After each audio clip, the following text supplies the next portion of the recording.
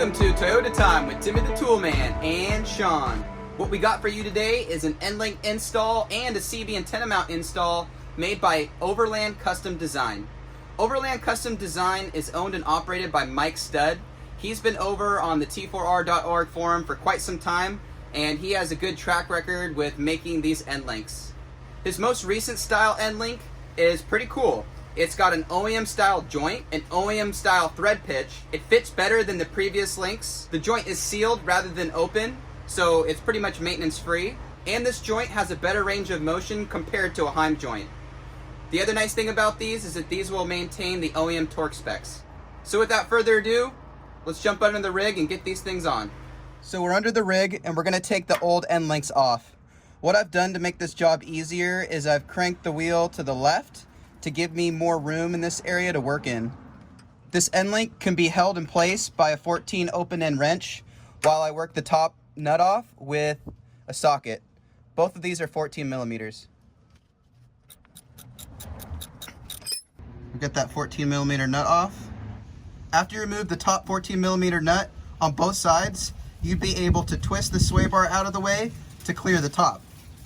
What I'm going to work on next is the 17 millimeter nut down here that also affixes the sway bar to the lower control arm. I have an Allen head that I can hold the link in place while I twist the nut off. So I'll get my open end wrench on here, put the Allen key in here to hold it in place.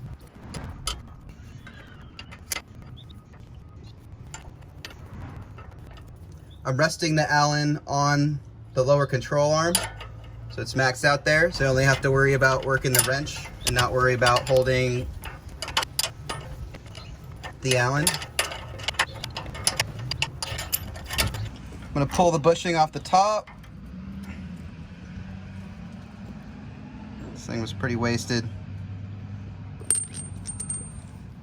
If you're planning on ordering both the front and the rear, you're gonna want the longer side to be up front and the shorter side would be in the back. So we're going to use the longer side. It's important you don't tighten down the top of the sway bar because you're going to need motion on both sides to fit it in.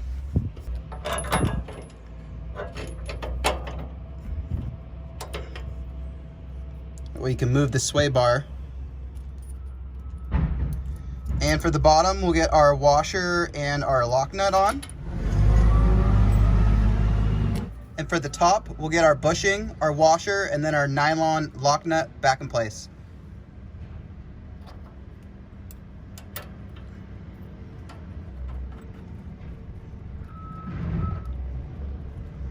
The bottom and the top are both 19 millimeters.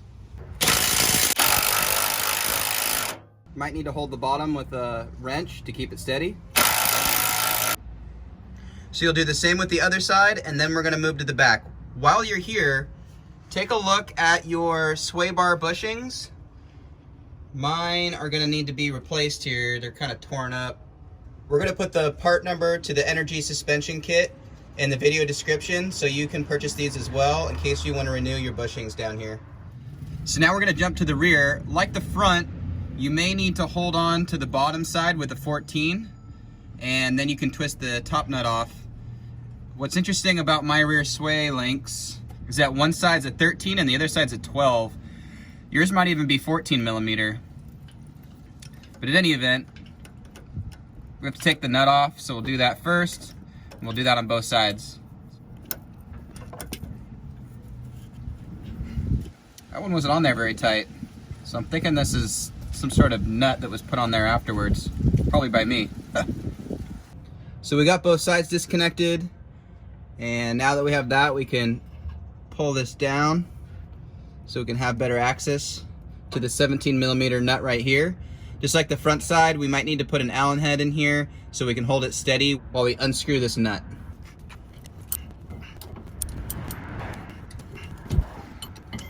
All right, we got both of the old End-Links out, and we're gonna get the new ones in. And again, it's best to do this in pairs. Get the bottoms in first and then manipulate the sway bar so you can push the End-Link top through the mounting hole.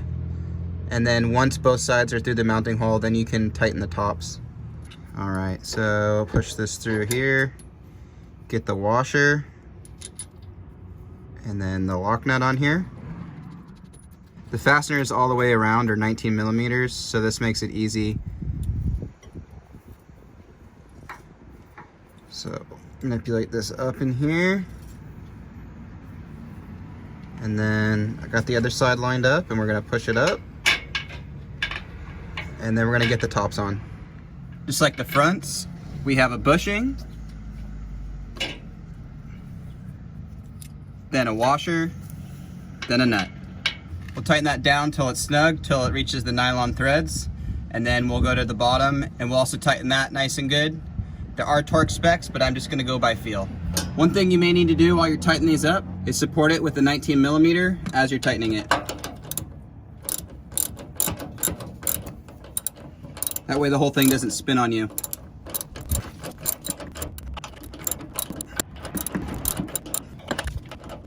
Because I'm not using a torque wrench and getting these torqued up to spec, even with the bushing, it would throw it off a little bit.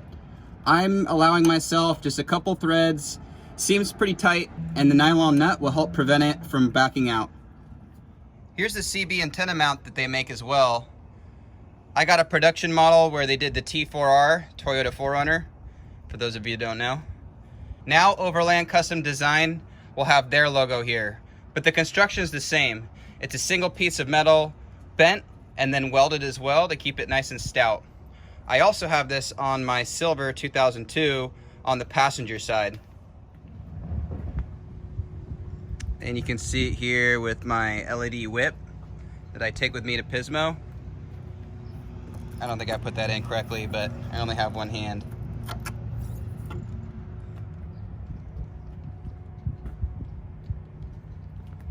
It's a really nice mount. Doesn't flex at all. And it mounts right inside here with 2 factory bolts. You can tell on mine I have bed lined it with Line-X or Rhino liner, whatever you want to call it. The T4R. You can see how it mounts on the inside. You just take out your 2 factory screws and this little bump stop for the door, and you put it in between there and you're done. It's a really nice clean design, very functional. Well, there you have it. We just installed some Overland Custom Design end links on our 3rd generation Toyota 4Runner, and we also showed you his cool CB antenna mounts. Now, I didn't talk about a torque spec for these, but it should be the same as what you would use for your factory end links.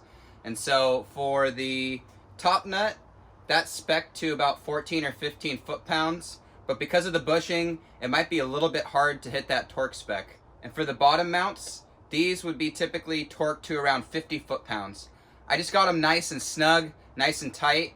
They felt good to me, and I'll check them to make sure they haven't backed off as I do my routine maintenance. Now, we partnered up with Mike from Overland Custom Design to give you guys, the viewers, a discount on some of his products. So if you head on over to his website, you can use the promo code SICKMODS and you'll get a discount off your order. With all that said, thanks for watching, thanks for subscribing. If you have any questions or comments, do that below.